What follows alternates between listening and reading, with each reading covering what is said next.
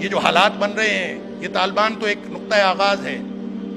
یہ جو حالات بن رہے ہیں، نبی اکرم صلی اللہ علیہ وسلم کی احادیث کو دیکھیں تو لگتا یوں ہے کہ اب کی بات ہے یا 10 سال کی یا 5 سال کی، کب ہوگا کب نہیں ہوگا. حالات امام مہدی کے بن رہے ہیں، اور وہ اصل امتحان ہونا ہے. وہ خوشی کی بات نہیں ہے،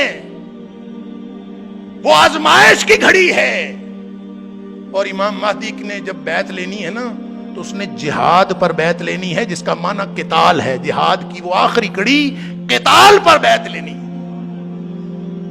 اور نبی اکرم صلی اللہ علیہ وسلم نے فرمایا جب امام مہدی آئیں گے نا تو لوگ 3 حصوں میں مسلمان 3 حصوں میں تقسیم ہو جائیں گے. ایک حصہ وہ جنہوں نے امام مہدی کو تسلیم ہی نہیں کرنا، انا للہ و انا الیہ راجعون. ٹھنڈے کمروں میں بیٹھنے والے اور پرسکون زندگی گزارنے والے، وہ جہاد پر بیعت کر کے کیسے تسلیم کریں گے؟ قتال پر بیعت کرنی ہے، وہ ان کے پاس 1000 دلیلیں ہوں گی، جیسے آج ہمارے پاس طالبان کے خلاف 1000 دلیلیں موجود ہیں.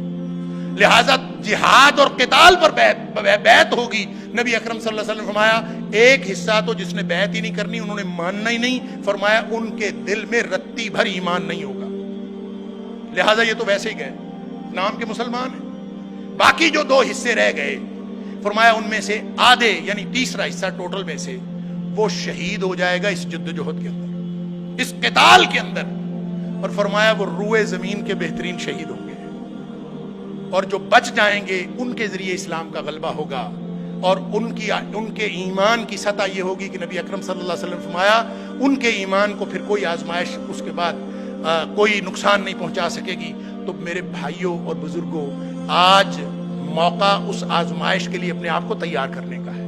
میں اور آپ اپنے آپ کو، اپنے ایمان کو، وَأَنْتُمُ الْأَعْلَوْنَ إِن كُنتُم مُؤْمِنِينَ، ہم نے مر جانا ہے، راستے میں موت آ جانی ہے، یا شہادت ہمارے قسمت اور نصیب میں لکھی ہے. کیا ہونا ہے کیا نہیں ہونا یہ سب اللہ کے ہاتھ میں ہے. صرف ہمارے ذمہ یہ ہے کہ میں اور آپ اسی وقت ہر لمحے ہم اللہ کے دین کو اپنی زندگی کی پہلی ترجیح بناتے ہیں کہ نہیں. اگر آج ہم اللہ کے دین کو اپنی پہلی ترجیح بنا لیں تو انشاءاللہ غلبہ دین کا آغاز آج سے شروع ہو جائے گا. اللہ تعالیٰ مجھے اور آپ کو ہم سب کو توفیق عطا فرمائے.